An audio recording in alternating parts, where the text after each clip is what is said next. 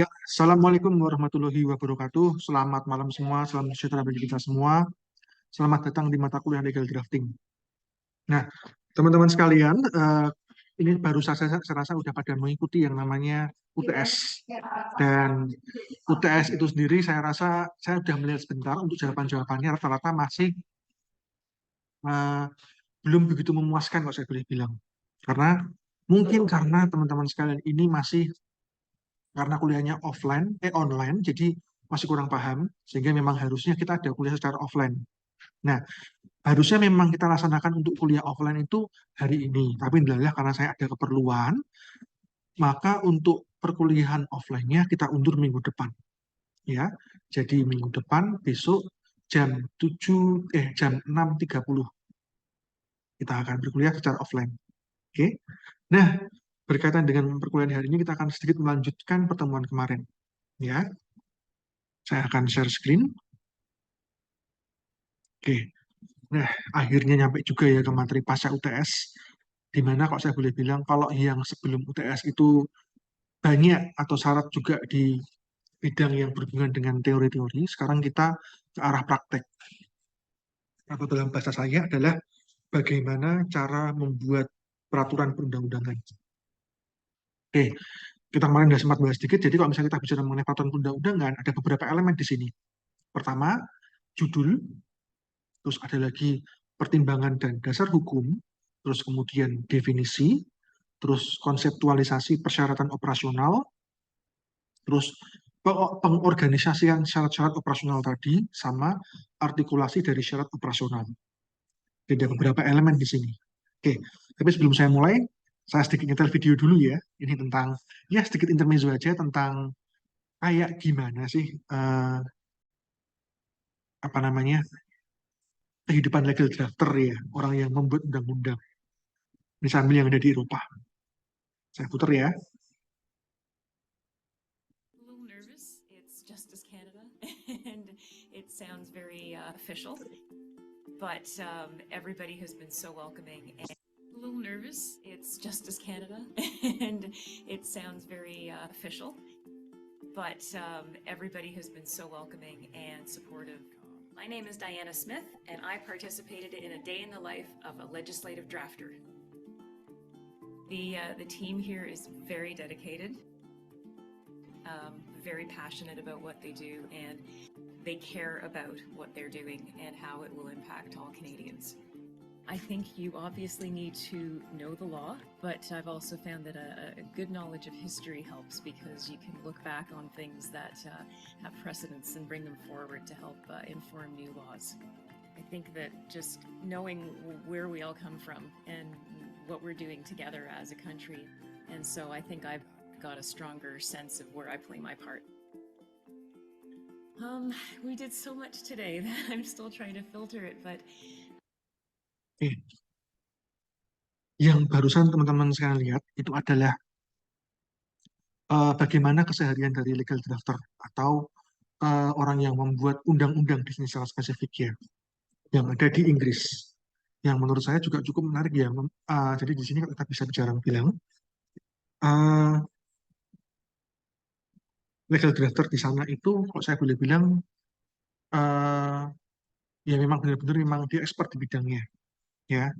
Itu pertama. Dan yang kedua, kalau kita bandingkan dengan Indonesia, kita harus tahu bahwa yang membuat undang-undang kita adalah DPR, tapi dalam bekerja mereka nggak sendirian, ya. Karena yang namanya legal drafter di Indonesia itu ada dua.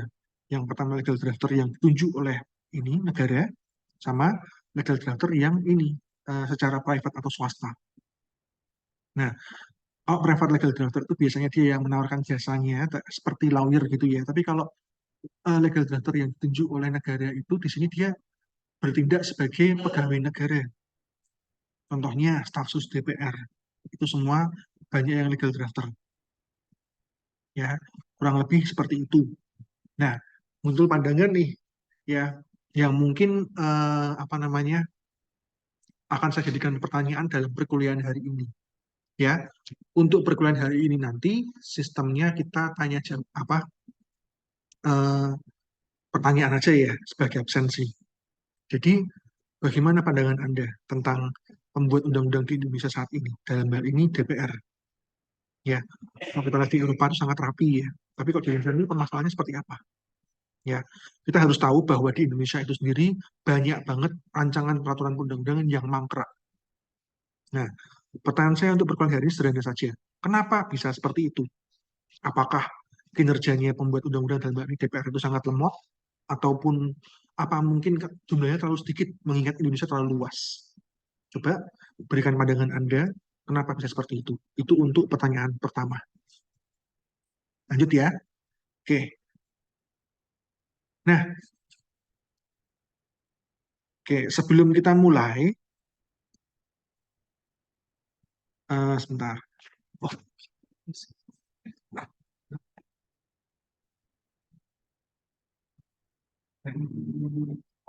nanti saya kasih Pak. Kasih Pak Trinanti. Oke, mohon maaf. Oke, sebelum kita mulai membahas itu, saya sedikit tunjukkan dulu aja ya peraturan undang-undang yang saya punya untuk sebagai media pembelajaran teman-teman sekalian. Oke, di sini saya pakai, bentar ya.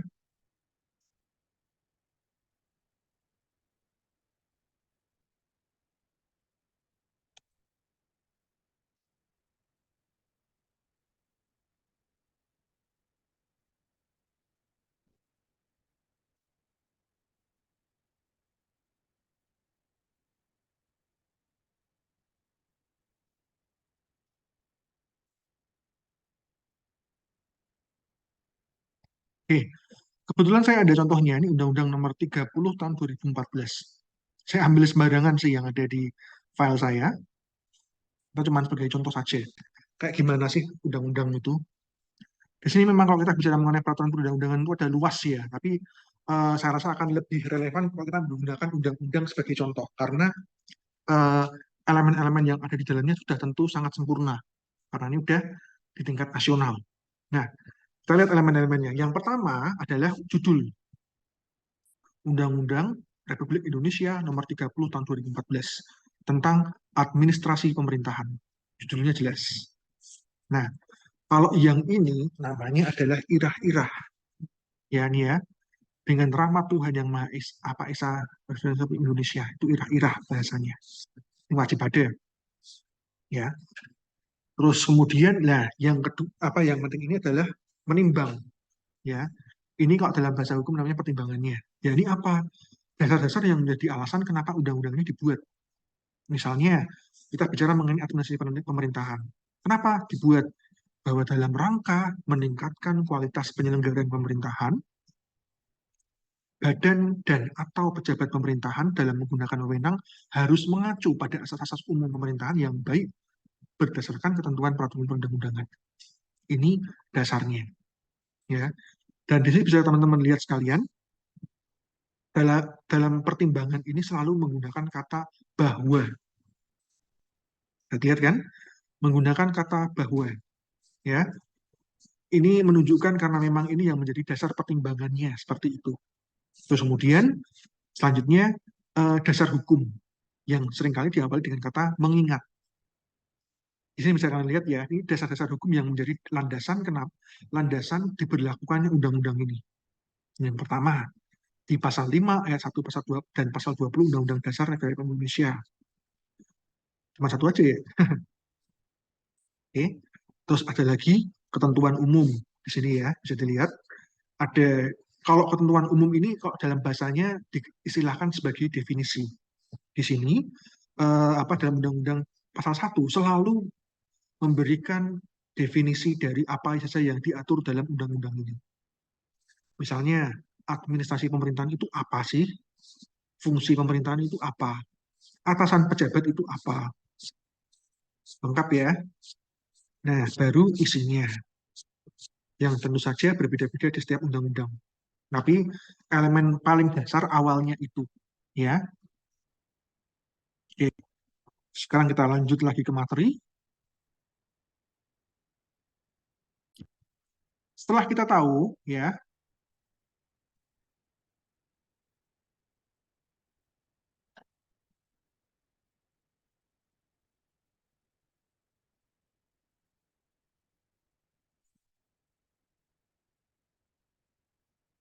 Nah, setelah kita tahu, selanjutnya saya akan sedikit mengulang lagi.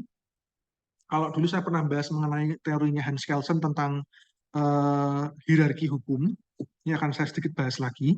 Jadi kalau kita bicara mengenai hierarki hukumnya Indonesia, itu ada di Undang-Undang Nomor 12 tahun 2011, di mana yang paling tinggi itu adalah Undang-Undang Dasar. Terus kemudian MPR, terus Undang-Undang atau Perpu, terus PP, Perpres, Perda Provinsi, baru Perda Kabupaten atau Kota. Ya, kalau undang-undang ini Dasar Negara Indonesia ini yang berhak adalah MPR. Ya, tahap MPR tentu saja MPR juga. Undang-undang Perpu, DPR dan Presiden dan DPD juga ya. Terus kalau peraturan Presiden itu di sini apa namanya Presiden dan DPR ya. Kalau Perpres ini Presiden dan Presiden ya. Terus Perda Provinsi ini untuk yang tingkat ini gubernur, kalau ini tingkat kota atau bupati ya. Dan selain itu juga ada lagi di bawahnya, misalnya Perdes. Di bawahnya juga mungkin ada lagi peraturan RW, peraturan lurah atau peraturan RT bahkan. Sekali lagi, ini modelnya. Kenapa dibentuk segitiga? Karena semakin bawah semakin banyak. Kita kalau semakin tinggi semakin sedikit. Seperti misalnya Undang-Undang Dasar misalnya, cuma ada satu. Oke. Nah, sekarang kita bicara mengenai tekniknya nih, kayak gimana. Tadi udah saya bahaskan ya awalnya tadi ya. Itu masuk ke dalam bagian pembukaan. Ya, seperti yang sudah saya tunjukkan tadi, ini ada judul tadi kan, pembukaan atau irah-irah ya, yang isinya adalah frasa Tuhan yang Maha Kuasa ya. Terus kemudian jabatannya siapa yang mengesahkan. Misalnya mungkin Kepala Badan Pengawasan Keuangan dan Pembangunan atau Presiden itu siapa. Terus considerance ini pertimbangan tadi ya. Terus juga dasar hukum dan kemudian diktum. Ini kata memutuskan ya. Terus kemudian kita lanjut ke batang tubuh.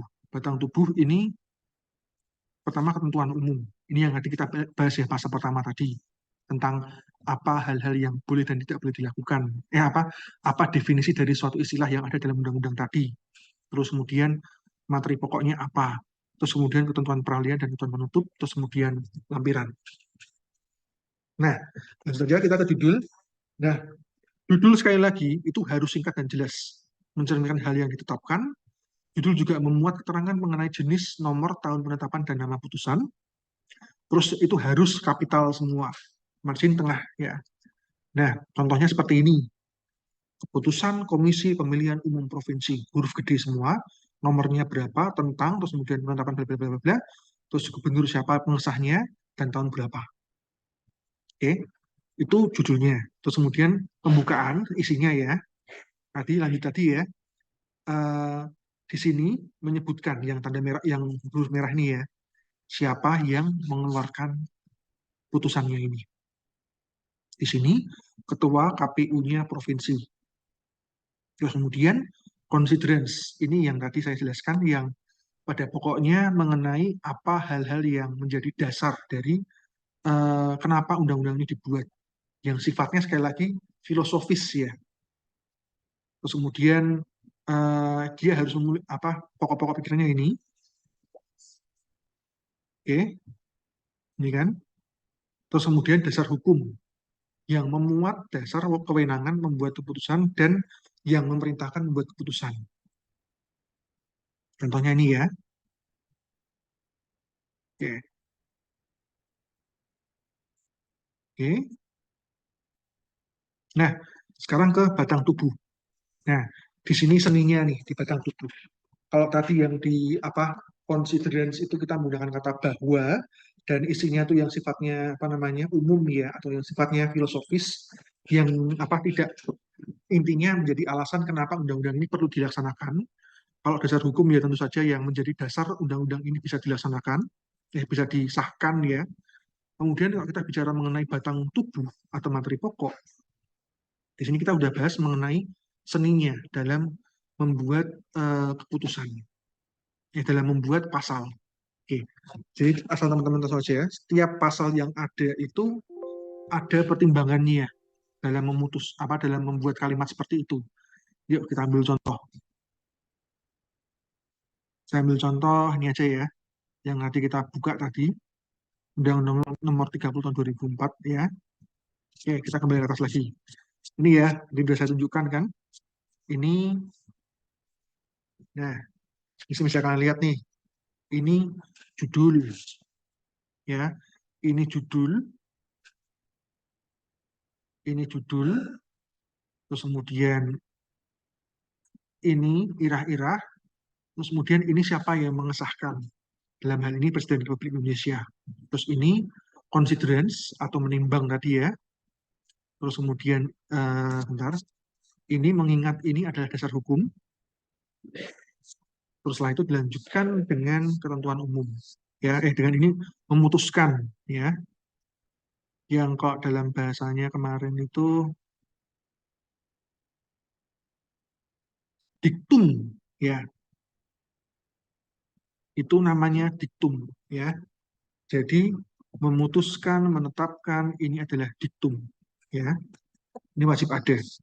Kemudian ketentuan umum yang isinya definisi-definisi, dan kita akan langsung ke yang apa, kita udah mulai langsung ke perpasal-pasal, atau dalam hal ini adalah teknis membuat pasal. Yang paling gampang kita lihat ini ya, kita lihat kalimat-kalimat per kalimatnya. Undang-undang tentang administrasi pemerintahan dimaksudkan sebagai salah satu dasar hukum bagi badan dan atau pejabat pemerintahan, okay, warga masyarakat, dan pihak-pihak lain yang terkait dengan administrasi pemerintahan dalam upaya meningkatkan kualitas penyelenggaraan pemerintahan. Nah, kita bisa lihat ini nama undang-undangnya, ya kan? Nah, terus maksudnya apa undang-undang ini? Dasar hukum bagi badan atau pejabat pemerintahan. Dasar hukum bagi pejabat pemerintahan, warga masyarakat, dan pihak-pihak lain yang terkait dengan apa? Administrasi pemerintahan dalam upaya meningkatkan kualitas penyelenggaraan pemerintahan. Di sini bagi elemennya, nama undang-undangnya tadi, tujuannya apa, ya. Jadi siapa pihak-pihak apa ini ya, ini salah satu ini jadi dasar dan menyebutkan nih siapa, untuk bagi siapa, ya ini pejabat pemerintahan, warga masyarakat, dan pihak-pihak lain yang terkait. Jadi menunjukkan siapa yang terkena dampak dari undang-undang ini, yakni pejabat pemerintahan terutama, warga masyarakat, dan pihak-pihak lain yang terkait. Bisa jadi berupa orang luar negeri yang adalah memiliki kepentingan dalam hal itu, ya, yang terkait dengan administrasi pemerintahan dalam upaya meningkatkan kualitas penyelenggaraan pemerintahan. Oke, kalau dari sini kita bagi per kata-kata jelas ya. Nah, tapi kalau misalnya kalian masih kurang jelas, misalnya ada hal-hal yang mungkin perlu dikaji atau mungkin perlu ditegaskan, ada di bagian penjelasan. Nah, ini kan setelah ini nanti ada, nah, nih, oke, pasal 1 cukup jelas, pasal 2 juga cukup jelas, berarti tidak perlu dijelaskan. Tapi dalam hal misalnya ada hal yang mungkin perlu untuk dikaji, ada nanti masuk ke dalam pasal penjelasan. Kira-kira seperti itu ya. Nah, jadi dalam membuat pasal itu, beberapa hal yang harus diperhatikan adalah apa? Kalimatnya harus baku dan sesuai dengan EYD yang ada. Dan yang kedua, dan yang paling penting adalah apa? Dalam pembuatan pasal itu, usahakan kalimat-kalimatnya yang ada itu dapat dimengerti sejelas mungkin dan tidak apa namanya, dan tidak eh, membuat pembacanya jadi multitafsir atau bahasanya sumir. Misalnya nih, yang akan kita bahas dan menjadi tugas teman-teman sekalian ya. Nah, misalnya yang paling terkenal nih, Undang-Undang ITE. Nah, oke, di sini teman-teman bisa lihat, ini namanya Undang-Undang ITE. Ya, yakni undang-undang yang kalau saya boleh bilang merupakan undang-undang yang cukup kontroversial karena ini pasal karet. Ya, nah, kita ambil contoh pasal 27 ayat 1, 2, 3, dan 4. Ayat 1 dia membahas mengenai tindak pidana apa namanya, tindak pidana cybercrime yang di sini berupa tindakan yang melanggar kesusilaan atau mungkin kayak web pornografi ya seperti itu. Yang kedua tentang perjudian, yang ketiga tentang penghinaan dan atau pencemaran nama baik, dan yang keempat adalah yang bermuatan pemerasan atau pengancaman. Oke lah kalau kita bicara mengenai kesusilaan itu masalah apa namanya pornografi jelas, perjudian jelas, terus kemudian kalau pengancaman itu jelas. Tapi yang menjadi poin permasalahan kita adalah apa? Penghinaan dan atau pencemaran nama baik. Oke, pertanyaan saya sederhana saja nih untuk perkuliahan hari ini ya. Terkait pasal 27 ayat 3 Undang-Undang ITE ini, terutama yang berhubungan dengan penghinaan dan atau pencemaran nama baik ini seringkali dikatakan sebagai pasal karet. Nah, menurut teman-teman sekalian, kenapa? Apa yang menyebabkan pasal ini dapat apa namanya memenjarakan orang yang sebenarnya tidak bersalah? Orang-orang yang sebenarnya tidak bersalah tapi dipenjarakan karena mungkin apa namanya ya sebenarnya nggak bersalah tapi entah apa bisa dipenjara berpegang pada pasal ini. Sebenarnya kata-kata apa yang ada dalam pasal 27 ayat 3 ini yang bisa membuat orang-orang dapat dipidana menggunakan pasal ini? Ya, itu pertanyaan kedua dalam perkuliahan hari ini. Oke. Nah, kira-kira itu saja yang bisa saya berikan. Ya, untuk yang pasal karet tadi, silahkan kalian pause video ini, kemudian kalian pelajari dalam-dalam terkait pertanyaan yang saya ajukan tadi. Kenapa sih itu pasal karet? Sama yang pertama juga ya. Jadi ada dua pertanyaan yang saya ajukan. Silahkan kalian kaji secara mendalam. Kemudian kalian tanya apa masukkan ke dalam grup WA jawaban kalian dan jangan lupa lampirkan NPM dan nama kalian. Oke, demikian terkait mata kuliah legal drafting dan saya rasa apa namanya kita akan lanjutkan minggu depan untuk perkuliahannya dan semoga bisa offline.